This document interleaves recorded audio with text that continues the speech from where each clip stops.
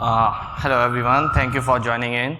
So today I'm going to talk about the landscape of script-based attacks and the file attacks and how we are using machine learning to stop these attacks using AMSI.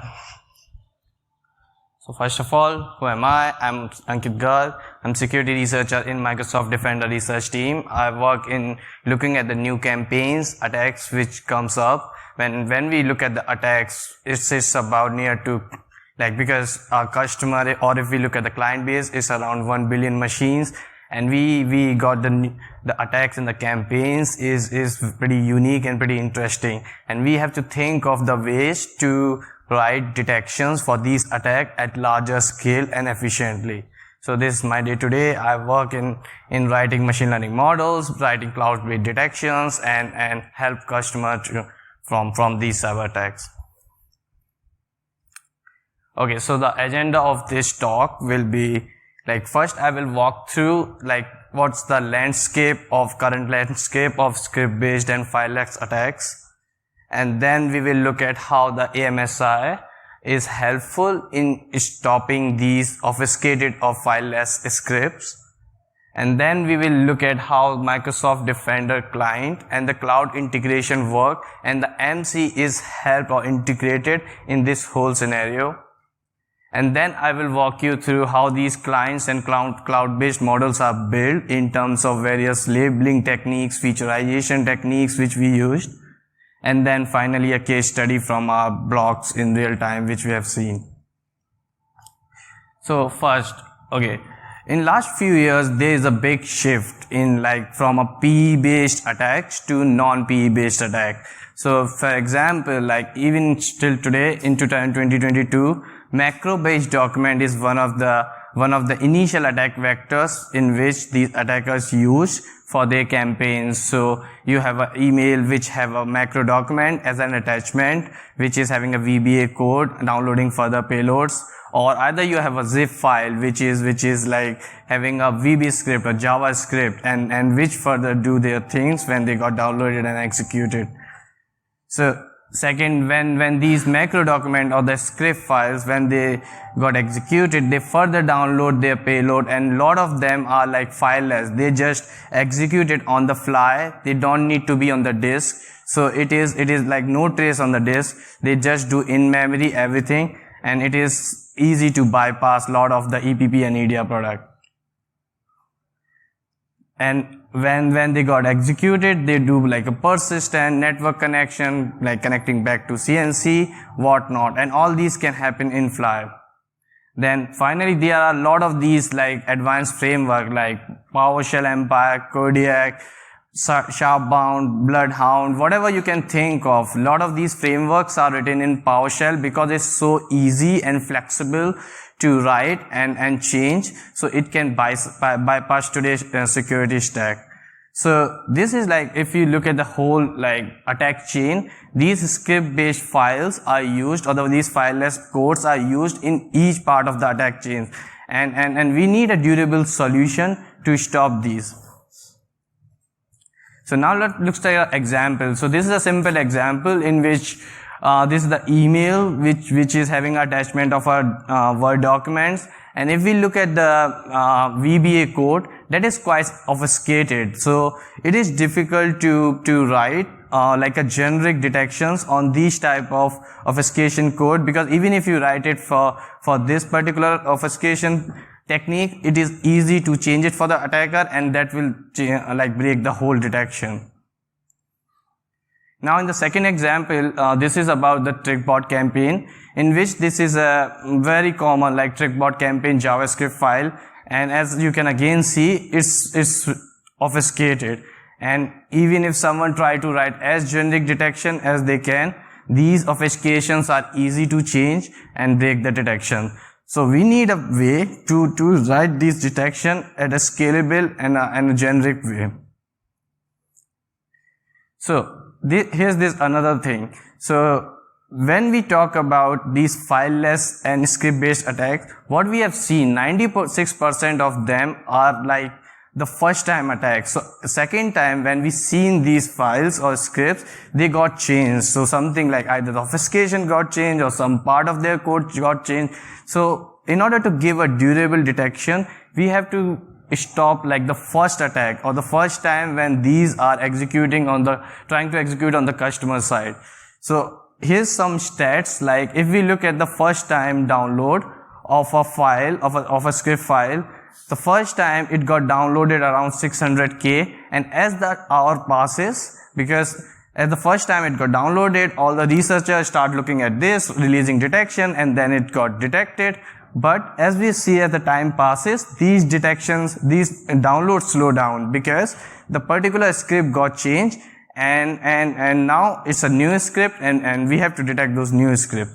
So the problem here is we have to detect the script at the first time when they released in the wild and in the real time, instead of depending on the manual approach of writing heuristic based detection or something which can prevent the second customer also.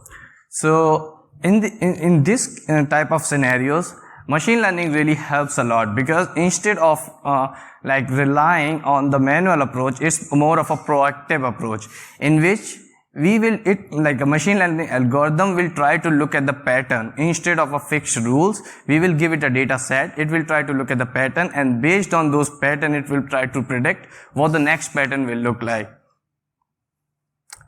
So before going to the ML part, I will first like to talk about AMSI, what is the MC and how it is helpful here. Because in the previous examples, as we have seen, like most of these scripts are obfuscated, but when they execute it at the runtime, they call like some of the like the COM object or some of the functions inside the system which are deobfuscated at some point. So AMSI helped in logging these function calls and its parameter. So what actually it is at the high level, it's an open interface, and you can use this interface to get your application content scanned. What that means is, for example, tomorrow if I write my application, I can use this interface and say that, okay, I want to get my application content data scanned by any registered AV product on that device.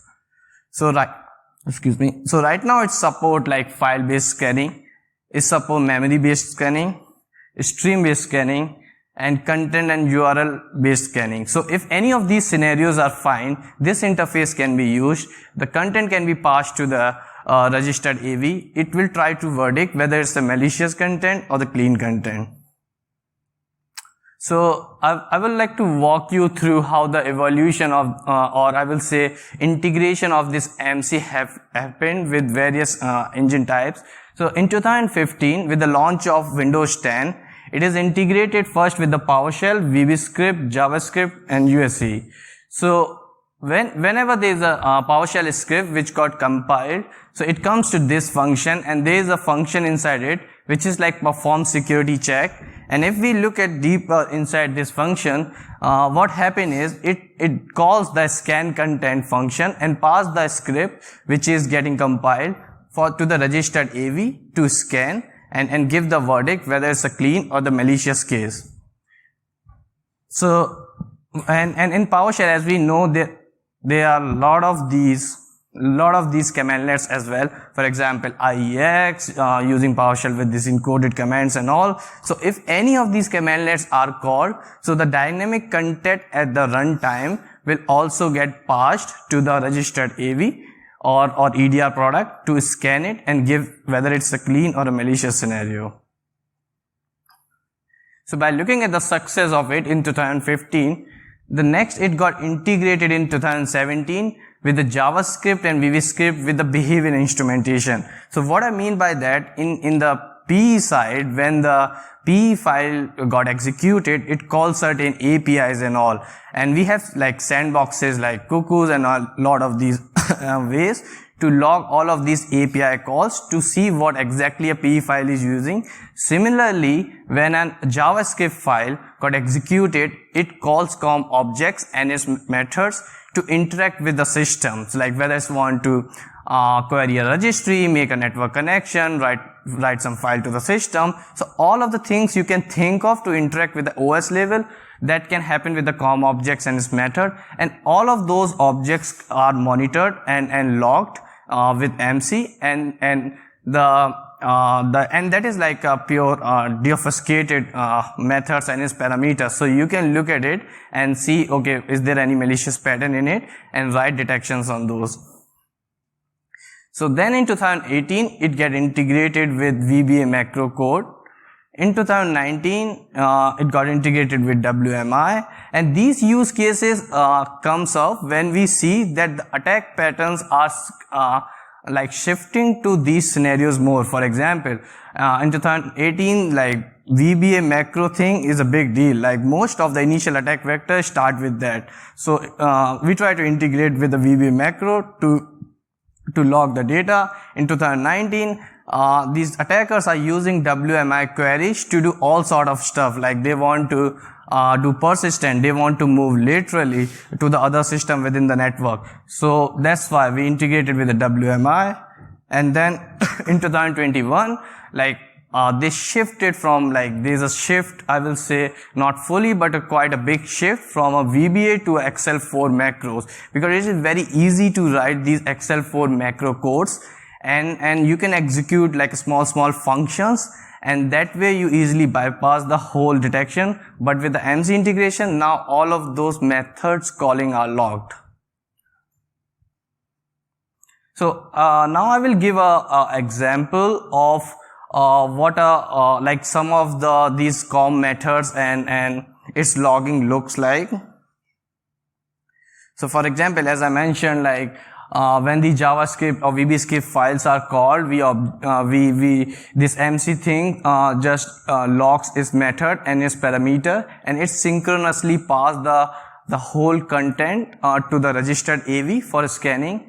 So for example, here are some of the triggers. So if this function, if wscript.shell.run is called in JavaScript, the execution of the script is stopped there, and it will wait for the verdict from the registered AV product, whether the content itself is malicious or not. And if it is malicious, synchronously the whole execution is stopped there, and then the script can also be remediated from the system. So the whole attack is totally stopped and remediated.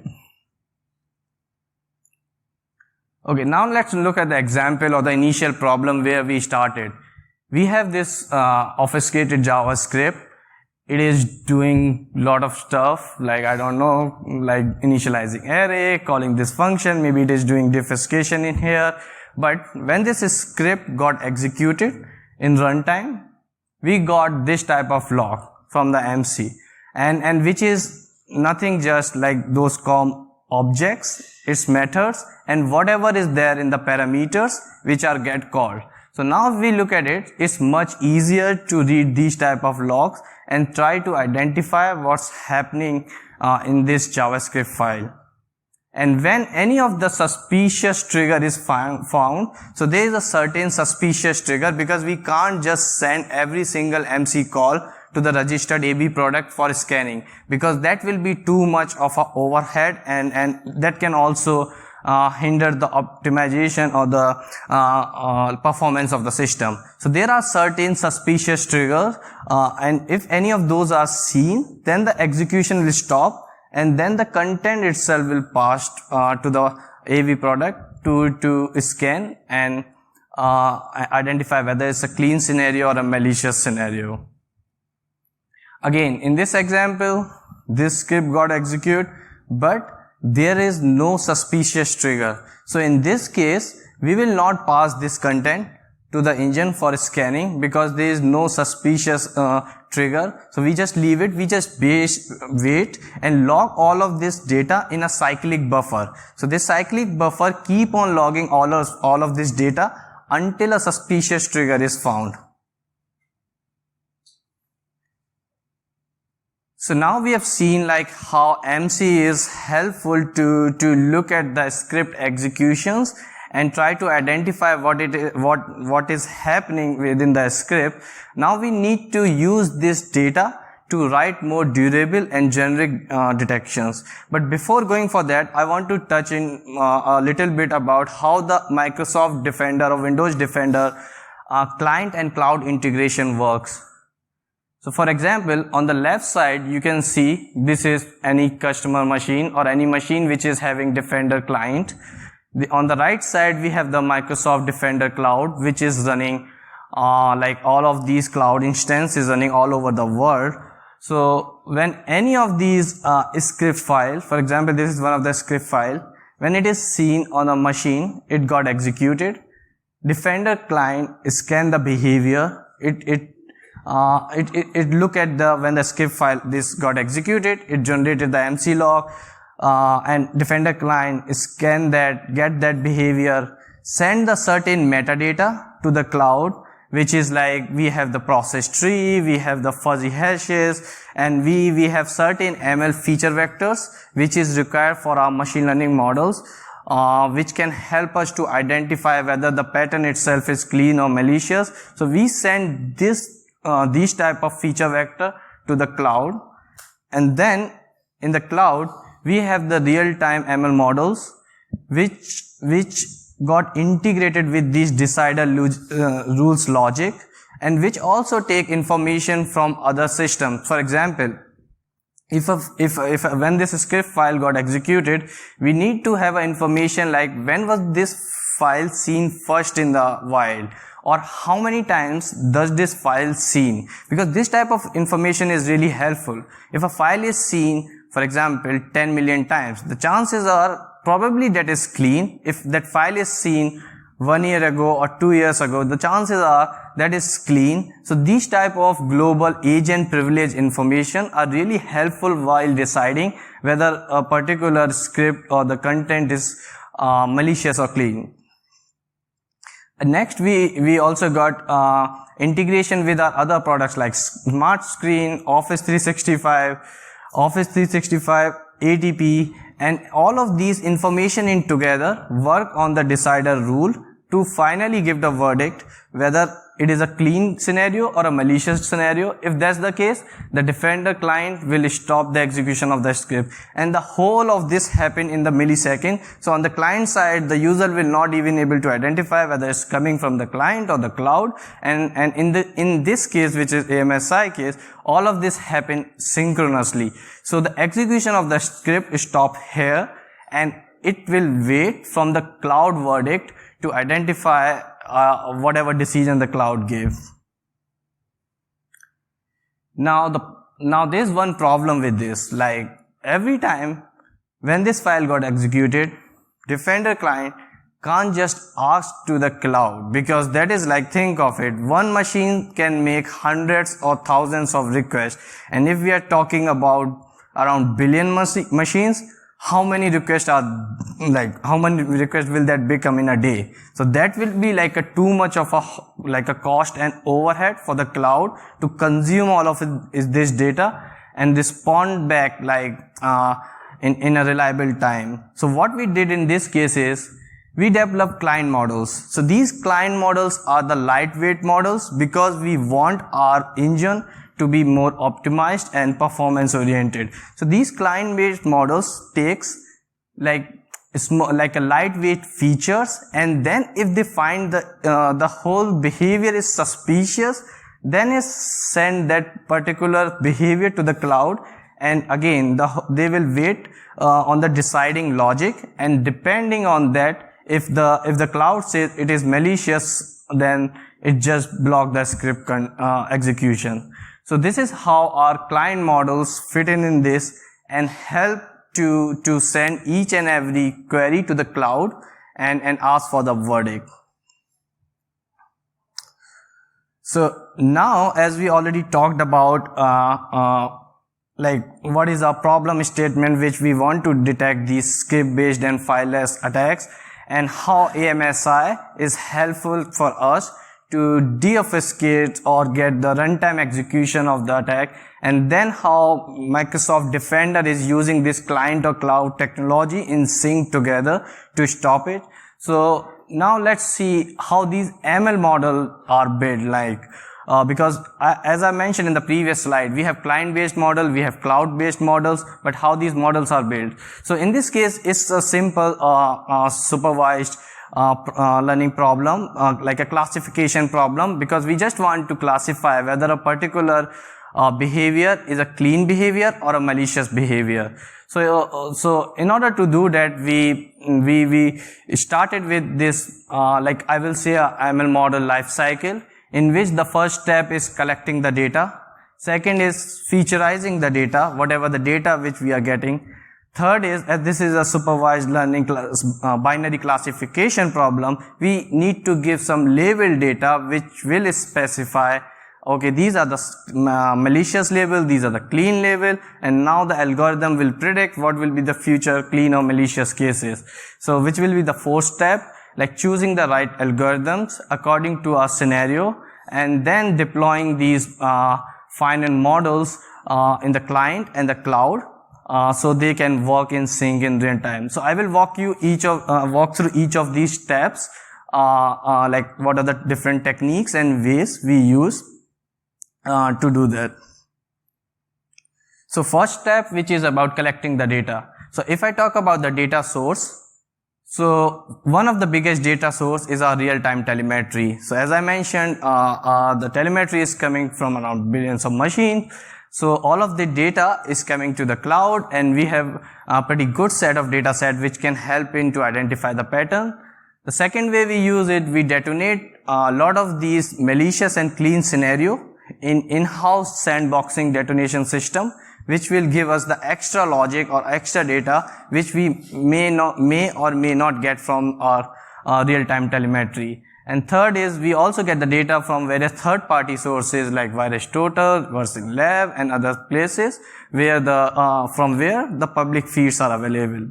So in first case, we collect all of this data, and to give some numbers, like here we are talking about like petabytes of data which is coming like every day, and we usually train the models for like around 2 or 3 months of data to have like a rich data set, and which is quite new as well, and also help us to identify the old patterns which are there in the wild.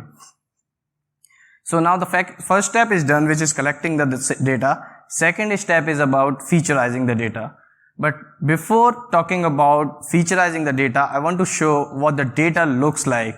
So as I mentioned, like at the high level, when the script got executed, Defender client scan the script behavior, it sends the ML feature vector. But how does this feature vector looks like?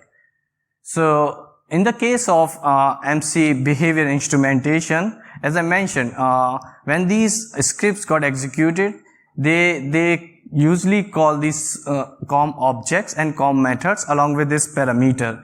So if we look at one of the AMSI behavior log, it will be divided into COM object. So we normalize those COM objects, and we find that there are roughly around 64 COM object name references which are useful for us to identify like the different like a set of things which we want to monitor.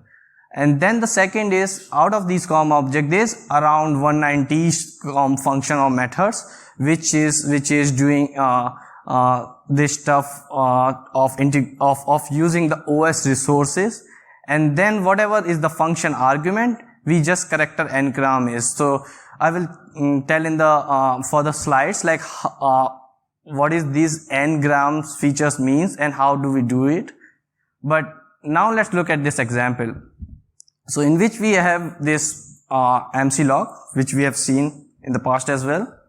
So this is the COM object. So these are the 64 COM objects, like one of those 64 COM objects.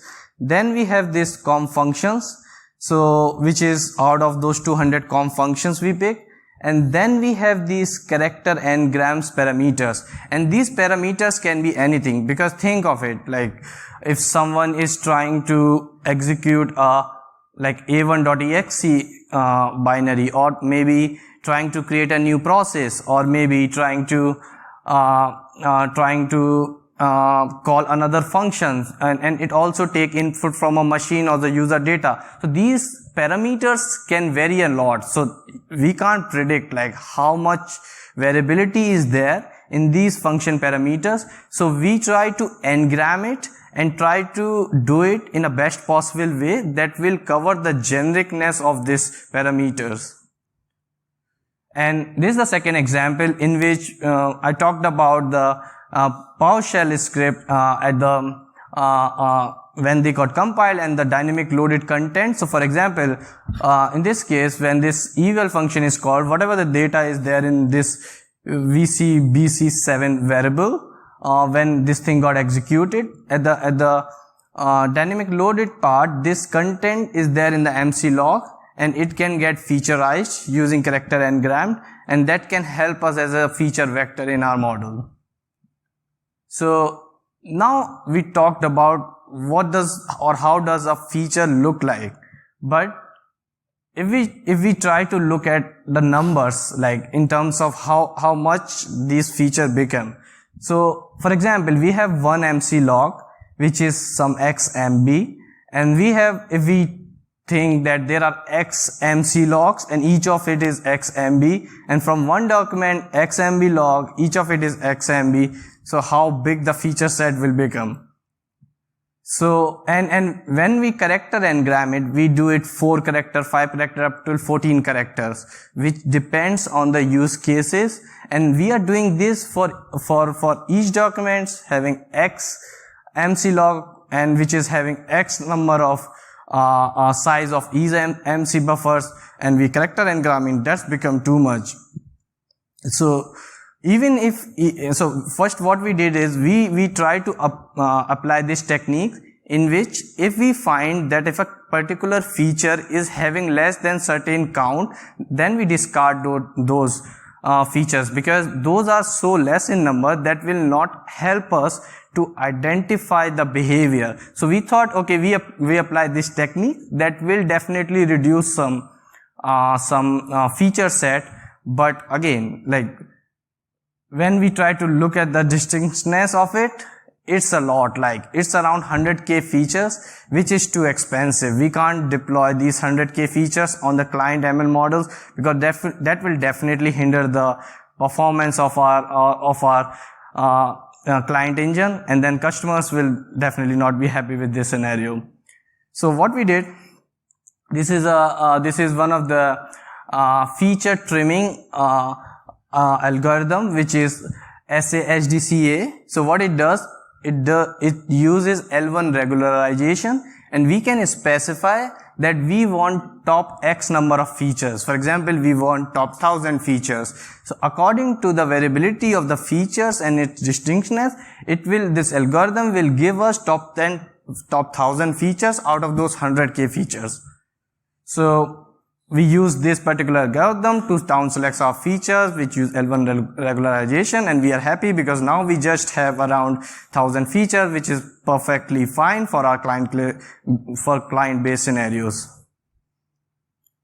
So now, as we have such a good client model, why do we even need like a cloud model? Like we have already featureized the whole MC log, as we have seen in the past. We have downgraded the feature to 1000 features, which work fine for our performances. Then why do we even need a cloud-based model? So first of all, as I mentioned before, cloud have lot of extra information which is not available in the client. For example, the global file information, age, prevalence, which is like how old this particular file is, when it is seen for the first time, how many times this particular file is seen. So this type of information help in deciding whether the particular scenario is malicious or clean. Second, we can deploy other features, like we can use fuzzy hashing, we can use cluster hashing, all these expensive features which requires like high CPU, high memory, even GPUs. These are not available to us on the client, but on the cloud we can use all of them, and it will not cost in terms of performance.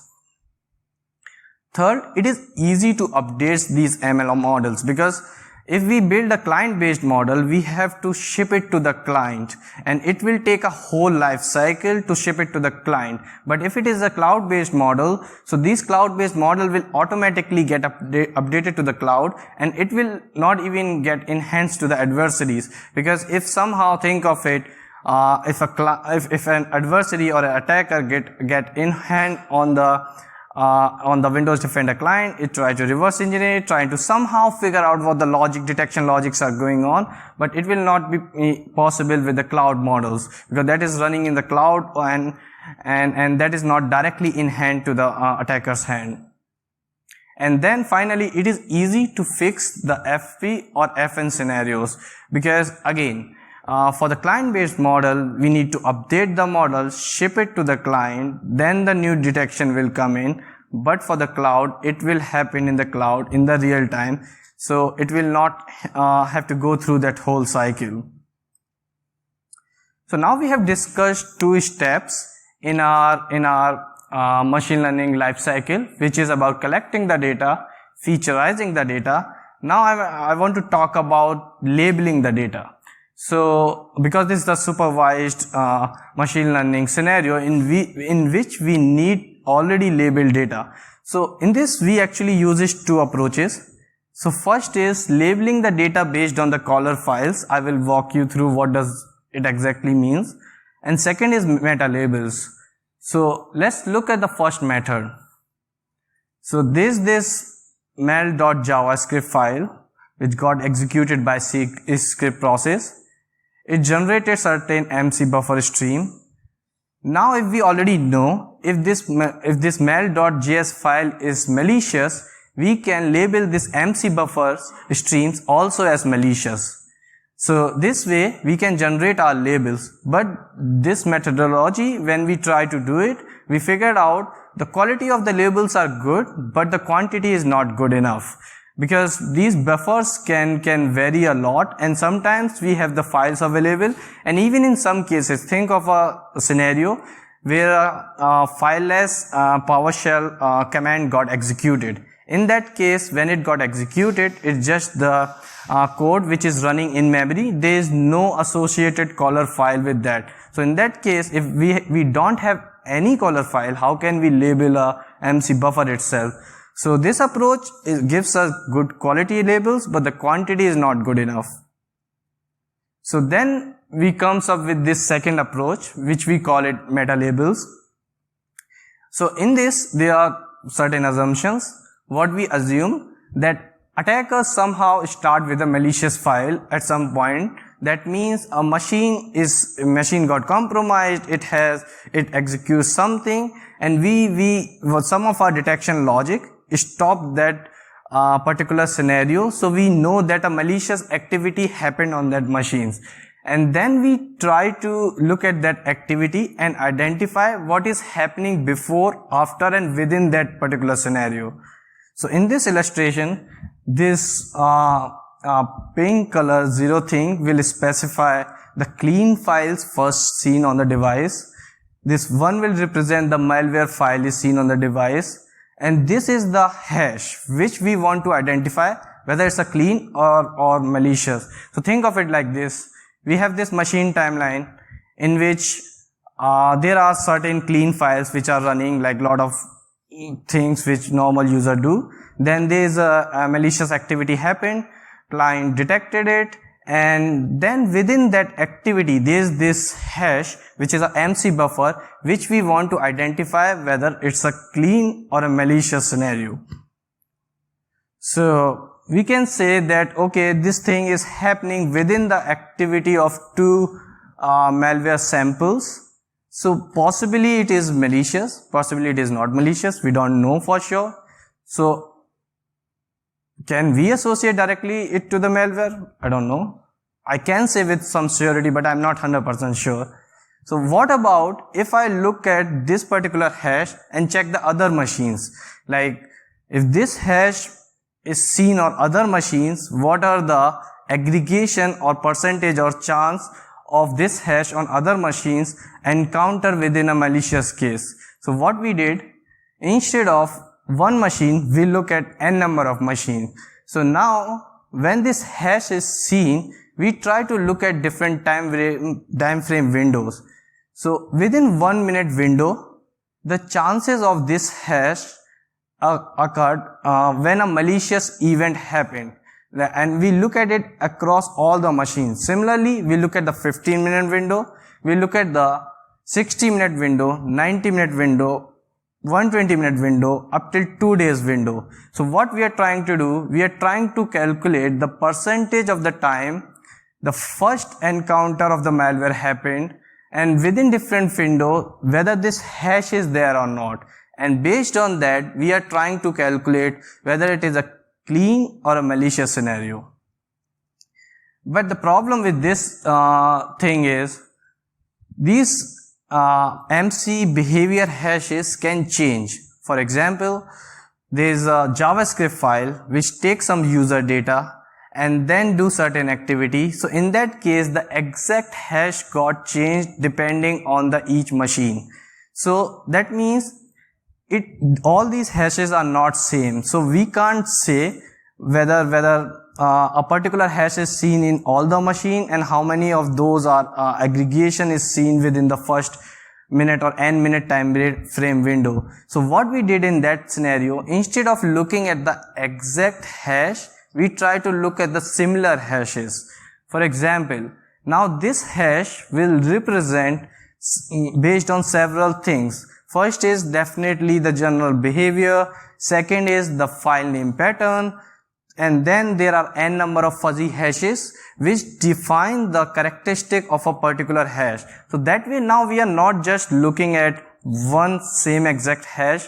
We are looking at similar hashes, and then we applying the same way which we described before, which is like if that similar hash is seen within different time frame window, and then what are the chances of those similar hashes seen within a malware event happen on different machines. So when we did this exercise and make a code to automatically do that for us, we find that okay, this logic is pretty robust, but the generic rule will not serve the best purpose which we are thinking to label the data.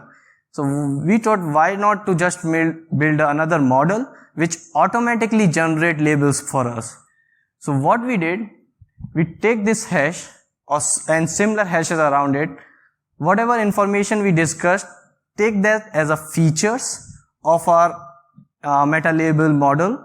Then these features describe whether a behavior or a particular behavior and its features is best describing a scenario. We aggregated with our first labeling method, in which we know from the start that if a caller file is malicious, the chances are the behavior hash is also malicious. We integrated it with the logic of a clean or a healthy machine. So there are like lot of machines from where we mostly get the clean telemetry. So we can assume that okay, in last 90 minutes there is no detection seen in these machines. So whatever data which is coming from these machines are probably clean. So we use that as a clean label set, and we have our malicious label set. These are the features. We train the model on the light GBM algorithm, and what it do is it generate us the labels data, which is like now the each hash can give you the probability that the malware happened depending on the characteristic on different machine it encounter. So this actually solves the problem of like the quantity of the labels which we have before. So now we have very good quality labels and good quantity labels. So which is good to train our models. So now the 3 steps of building the models is complete. It is about collecting the data, featurizing the data, labeling the data. Now the only thing left is to choose the right algorithm. And there are a lot of these algorithms which are there, which work quite good in different scenarios. But when we train our models on all of these, what we figured out that in case of client-side models, logistic regression works really good, because In case of client-side model, we are only taking one feature set, and we are taking even the smaller feature set. So logistic regression works best in that scenario, but in case of cloud models, we are adding a lot of other informations like fuzzy hashing, process tree of the event happen, and cluster hashes. So all of these, I will say, features which is very high, like which take more like a CPU consumption. So those features got trained pretty well in average perceptron algorithm. So yeah, so when this part is done, we check the precision and the recall of the models. It works pretty well. So we then deploy the models on the client and the cloud, and start looking at the data which we are blocking.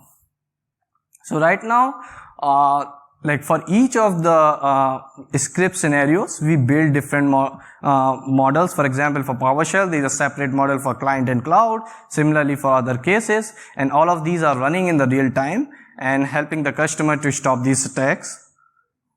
So now let's look at the case study from the blocks or which these models are right now blocking. So this is part of one of the TrickBot banking campaign, which is specifically target the region in the Brazil. So what we seen in this case, that initially when this campaign it start with one city, and in next 1 or 2 hours itself, it spread it across the whole place, and it is having the similar pattern, like the whole attack life cycle. It is almost the same. So when the campaign it start with email, which is having a Word document, which is having a macro code, which is further downloading a JavaScript file. They rename or change the extension to that.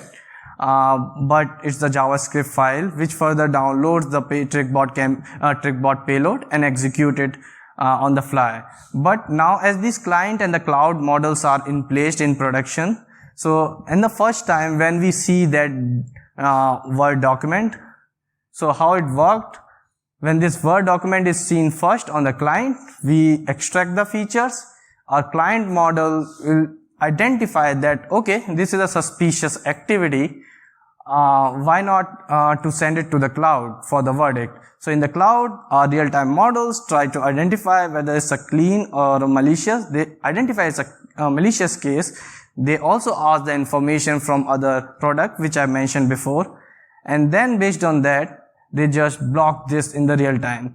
So we have seen, like as in the previous slide, as I've shown, we have seen or the first problem which we talked about, we want to stop this attack on the first customer machine or when it was seen first. So this is like a proactive approach. So when it is first seen, we stopped it, and it is based not on a specific manual pattern or signature. It is based on the like a larger set of data which we have seen or which is fed it to the model, and it automatically blocked it. So now the few key takeaways, which is just I want to summarize the whole presentation.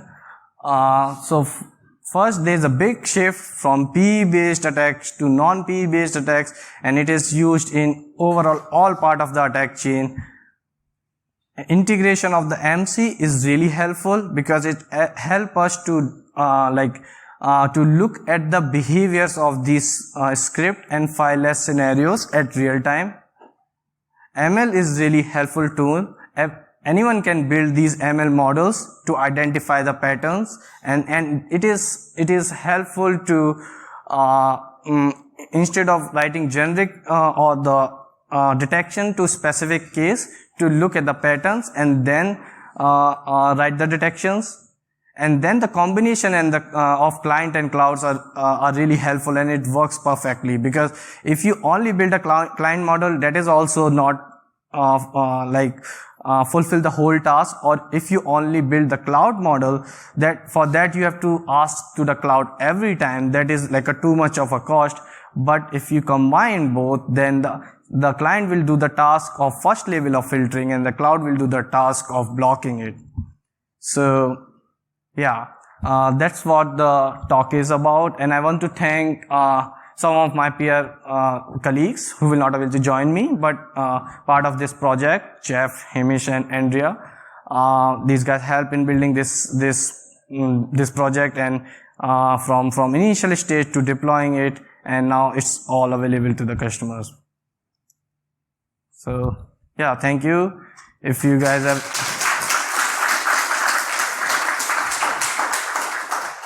Thank you, Ankit. I think we got a fair few questions. The first one is, one common attack involves disabling AMSI by, for example, breaking AMSI open session or hooking AMSI to provide fake information. Is this something that's considered in the analysis? Yeah, so that's a really good question, and actually that's like one of the biggest pain point we have also seen, that there are all of these new ways to bypass AMSI which keeps on coming. And there are also like from the detection side of it, we try to write detections, try to stop that. But I will say we are working on a very durable way to stop it,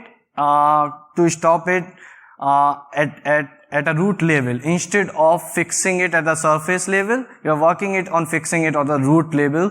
But this model, for this specific case, I will say this will work when the AMSI data will come to us, but there are other models, because as for Microsoft Defender product itself, we have different machine learning models for different scenarios. For example, we have machine learning models for detecting PE files. We have models for detecting script file itself. And these are the models to detect based on the AMSI buffer logs, which we got at the execution of the script files. Okay. Any idea when we'll be able to see that AMSI bypass not be a bypass anymore? It's hard to give a timeline for now, but it's coming very soon. Okay. Is Anonymous here? That's you? That's your question? Alright, okay. I'll pass this to you shortly. Second question. I'm assuming the client ML models are much smaller than those in the cloud. Wouldn't the model that sends suspicious files to be checked against the cloud be very weak in this instance? Okay, so yeah, so these client models help at first levels of filtering, but along with these client models, there are various other scenarios as well. So it is not just based on the client model that we are sending the like a request to the cloud. We have various other detection logics as well. So if there is any suspicious event happen, which is not based on ML, it's just simple logic, that if a WinWord process is launching a PowerShell which is launching a CMD, maybe this is a bit suspicious event. Event itself will send to the cloud, and then cloud will take a decision based on that. So client model help us to make first level of filtering, but that is not the only way to send the request or the suspicious things to the cloud. Alright, thank you. Is this Anonymous here? Nope. Alright. Next question. What if the malware simply blocks requests, calls to the cloud? Okay. So yeah, that's a good question. Like if malware is able to block the request to the cloud, that means first thing is they have to figure out how the defender is sending request to the cloud, because it's not that simple way like directly looking at the request and then bypassing that. Either what I can, because in this case, if there is more context, I will say, if a malware is using a specific technique, is it actually blocking the whole cloud, like any network connectivity from a machine to the cloud? Then in that case, definitely these models will not work, because the whole connectivity to the internet is stopped. So none of the request will goes to the cloud.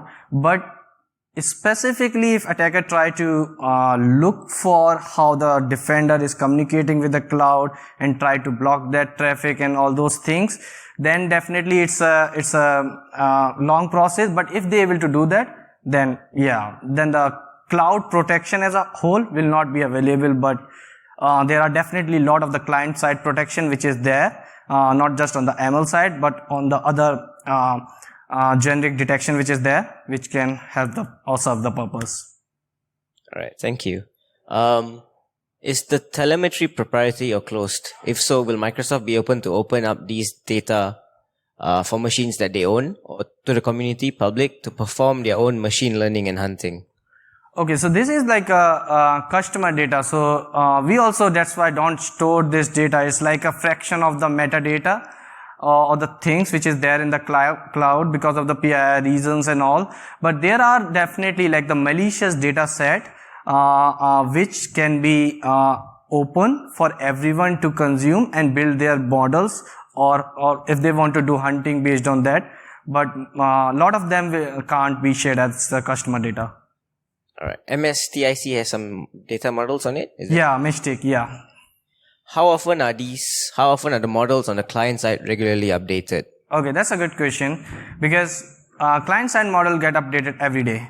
So new data comes in, they get trained. So we have a whole like I will say workflow life cycle in which the new data come in, model got trained, it will automatically get deployed to the client side and it get updated to the customer. So once in a day, this whole updation happen. And similarly in the cloud, it even happen even faster, like couple of times in a day. But if there is something which we require to push it even earlier, we can do that as well because it is in the cloud. All right, thank you. Are there any more questions? Nope. All right. Thanks again, Ankit. Thank you very much, guys.